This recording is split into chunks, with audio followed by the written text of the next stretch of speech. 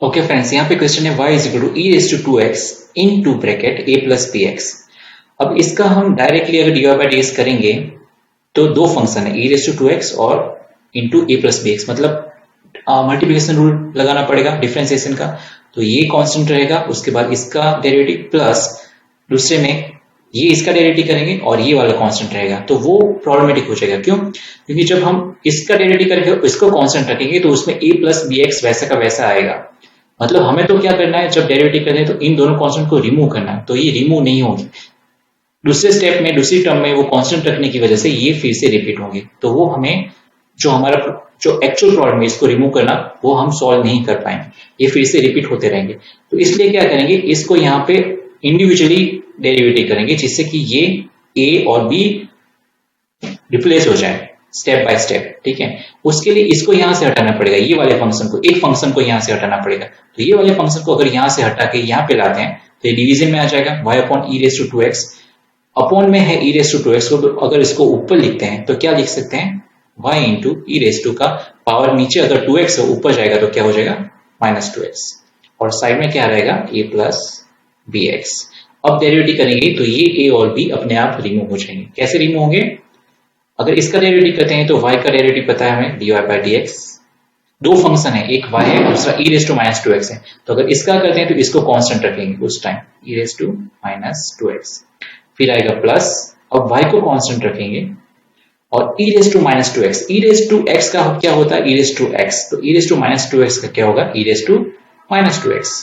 लेकिन ई raise to x का जैसे ई रेज टू x होता है उस हिसाब से हमने ई रेज टू माइनस 2x का फिर से किया ई रेज टू माइनस 2x, लेकिन दूसरा फंक्शन है उसके ऊपर माइनस 2x, उसका भी अलग से करना पड़ेगा। तो चेन रूल के हिसाब से माइनस 2x का डेरिवेटिव मल्टीप्लिकेशन में आएगा, यहाँ पे माइनस 2x का होगा माइनस 2 क्योंकि x का 1 हो जाता है, माइनस 2x का होगा माइनस 2 इसके साथ मल्टीप्लिकेशन में।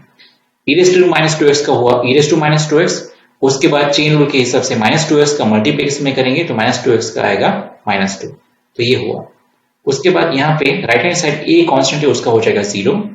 और प्लस बी एक्स का b कांस्टेंट है और x का 1 मतलब सिर्फ b, तो ये एक हमारा कांस्टेंट रिमूव हो गया। ये हमारा फायदा हुआ। अगर हम ये नहीं करते, यहाँ पे नहीं ले आते, तो मल्टीप्लिकेशन रूल के हिसाब से डिफरेंशिएशन के ये कांस्टेंट रख के जब इसका करते प्लस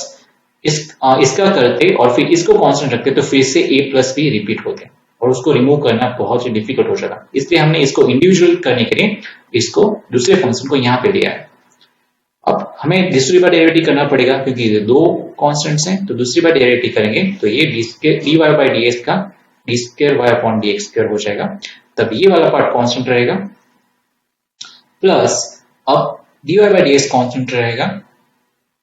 और e raise to minus 2x का करेंगे तो ई रेज टू माइनस 2x का होगा फिर से ई रेज टू माइनस 2x ही, और उसके बाद चेन रूल के हिसाब से माइनस 2x का होगा माइनस 2। ये हो गया इस वाली टर्म का, प्लस अब इस वाली टर्म का करेंगे।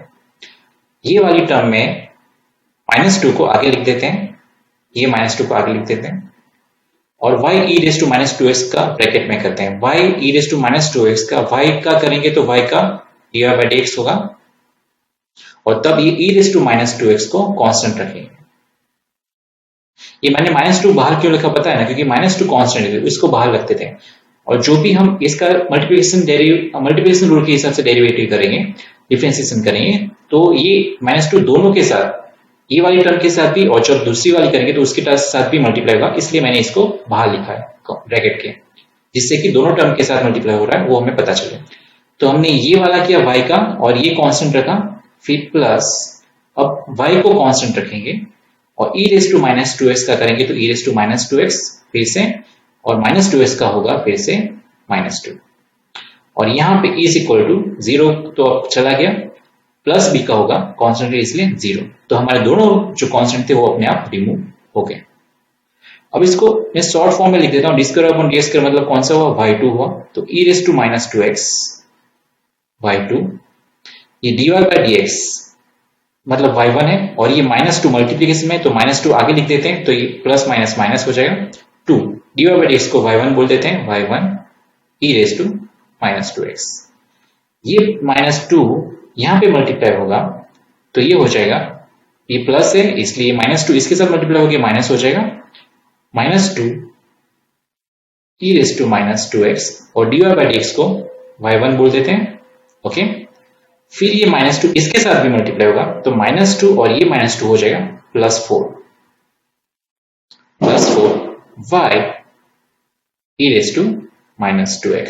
Equal to 0। फर्दर सिंप्लीफाई होगा, ये टर्म और ये टर्म दोनों सेम है तो ये -2 और -2 हो जाएगा -4। तो हमारा फाइनल आंसर क्या होगा, e raise to minus 2x, correct, e raise to minus 2x y2 minus 4y1 e raise to minus 2x plus 4y e raise to minus 2x equal to 0। अब यहां पे और एक चीज है, इन सब में e raise to minus 2x common निकल रहा है, तीनों टर्म्स में e raise to minus 2x है। तो क्या कर सकते हैं हम, e raise to minus 2x तीनों टर्म्स में है तो तीनों में से कॉमन निकाल के फिर यहाँ पे राइट हैंड साइड अगर डिवीजन में जाएगा, मल्टीप्लिकेशन में है इसलिए डिवीजन में जाएगा तो वो 0 हो जाएगा, तो उतनी टर्म हमारी कम हो जाएगी। तो अगर e raise to minus 2x यहाँ से कॉमन निकालता हूँ, यहाँ पे सिर्फ बचेगा y2, यहाँ से कॉमन निकालता हूँ यहाँ पे बचेगा सिर्फ 4y1 और यहाँ से कॉमन निकालता हूँ तो यहाँ पे बचेगा सिर्फ +4y और e raise to minus 2x यहाँ पे कॉमन निकाल के मल्टीप्लिकेशन में है तो यहाँ पे ले जाऊंगा राइट हैंड साइड डिवीजन में तो 0 के नीचे डिवाइड होके वो हो जाएगा 0। तो हमारा फाइनल आंसर ये होगा। इसको फर्दर सिंप्लीफाई करना हो तो लिख सकते हैं y2 और ये दोनों टर्म्स को राइट हैंड साइड ले आते हैं, 4y1 ये -4y1 यहाँ पे प्लस 4y यहाँ पे आ जाएगा तो माइनस हो जाएगा -4y। इसको और फर्दर सिंप्लीफाई करना हो तो y2 is equal to 4 common निकालते हैं तो ये हो जाएगा y1 माइनस y। तो ये हमारा आंसर है, ये भी हमारा आंसर बोल सकते हैं, ये भी आंसर बोल सकते हैं।